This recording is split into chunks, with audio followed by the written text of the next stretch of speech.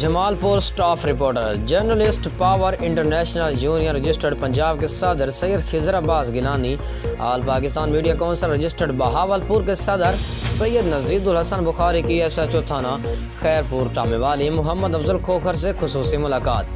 SHO تھانہ Khairpur Tome والی محمد افضل کھوکھر نے کہا کہ جرائم پیشہ افراد کسی رعایت کے مستحق نہیں ہیں۔ جرائم کی روک تھام کے لیے سول سوسائٹی اور میڈیا کو کردار ادا کرنا ہوگا۔ میرا مشن ہے کہ خیرپور ٹامے والی کی حدود سے جرائم کا خاتمہ کرنا ہے۔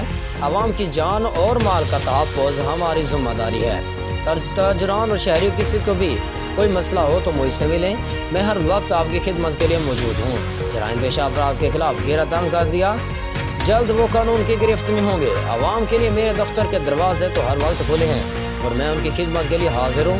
پریس کلب جمال پور کے وفد میں سید نزید الحسن بخاری، سید خضر عباس گیلانی، سید مدثر کاظمی، شیخ سجاد، محمد عادل، مہر عمران، اسماعیل نواز و دیگر بھی شامل تھے۔